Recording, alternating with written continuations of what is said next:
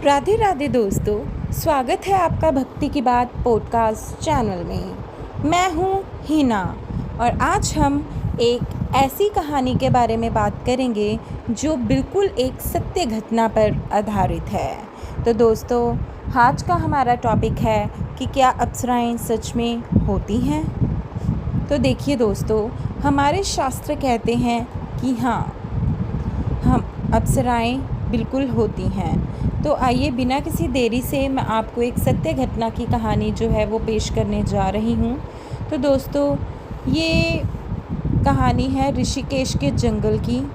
रात के 12 बजे की बात है और 2019 की ये घटना है। जगह थी ऋषिकेश। लक्ष्मण झूले के पास में ही एक जंगल था और इस घटना के 3 गवाह थे, साधु और एक फॉरेस्ट गार्ड। तो दोस्तों, ये 4 लोग रात को गंगा के किनारे ध्यान कर रहे थे। रात 12 बजे अचानक जंगल से बहुत ही सुंदर बांसुरी की आवाज़ आने लगी। आवाज़ इतनी मधुर थी कि पक्षी भी चुप हो गए कुछ देर के लिए। थोड़ी देर बाद उन्होंने देखा नदी किनारे एक प्रकाश और उस प्रकाश में 3 स्त्रियां नाच रही थी। और अब बात करेंगे हम उन स्त्रियों की लुक्स की, तो वो कैसी दिखाई दे रही थी। पहनावा एकदम से दिव्य, पैर ज़मीन से 1 इंच ऊपर, बाल खुले और घने और चेहरे पे इतना तेज़ कि सीधे देख नहीं आप सकते थे। मतलब डायरेक्टली आप उनके फेस की तरफ नहीं देख पाओगे, इतना उनके चेहरे पर दिव्य तेज़ था। गार्ड ने टॉर्च मारी और वो 3 स्त्रियां हवा में विलीन हो गई, साथ में बांसुरी की आवाज़ भी। सुबह जब उन्होंने पुराण पढ़े तो पता चला कि उस जगह को अप्सरा कुंड कहते हैं। मान्यता है कि पूर्णिमा की रात को यहाँ स्वर्ग की अप्सराएं स्नान करने और भ्रमण करने के लिए आती हैं। तो दोस्तों, अब हमारे जो शास्त्र हैं वो क्या कहते हैं कि अप्सरा होती कौन है। तो दोस्तों देखो, अप्सरा वर्ड जो है उसका मतलब है जल से उत्पन्न हुई। ठीक है, तो ये एक इंसान नहीं, ये दिव्य लोक की ऐसी अच्छी आत्माएं होती हैं जो स्वर्ग में वास करती हैं और इनका काम नृत्य करना, संगीत करना, कला और ऋषियों के तप की परीक्षा लेना होता है। और इनमें से कुछ मुख्य अप्सराएं जिनके नाम मैं आपसे शेयर करने जा रही हूँ, उर्वशी, मेनका, रंभा, तिलोत्तमा और घृताची हैं।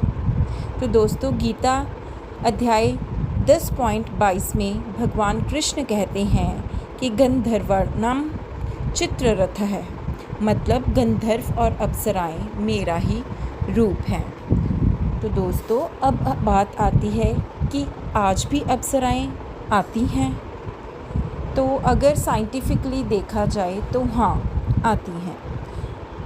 किन तरीक़ों से आती हैं वो अब हम शेयर करेंगे। सबसे पहला है कि सपने और ध्यान में जो लोग बहुत ही गहरी साधना मेडिटेशन करते हैं उन्हें दिव्य सुंदर स्त्रियां दिखाई देती हैं, तेज़, पवित्र और शांत। कला के रूप में भी ये हमें दिखाई दे सकती हैं।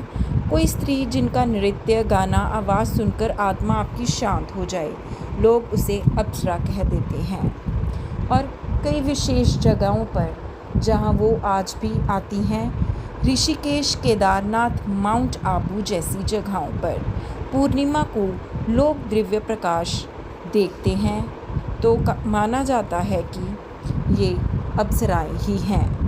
तो दोस्तों, सबसे ज़रूरी बात ये है कि फ़िल्मों वाली अप्सरा अप्सरा नहीं, असली अप्सरा पवित्र होती है, किसी का नुकसान नहीं करती, किसी को नुकसान पहुंचाने नहीं आती। वो हमें गिराने नहीं, हमें मजबूत बनाने आती हैं। जैसे अग्नि सोने को शुद्ध करती है, वैसे अप्सरा इंसान को। तो आपको क्या लगता है दोस्तों कि क्या अप्सराएं सच में होती हैं? कमेंट में जय माँ सरस्वती लिखिए और इस वीडियो को सबके साथ शेयर कीजिए। धन्यवाद दोस्तों।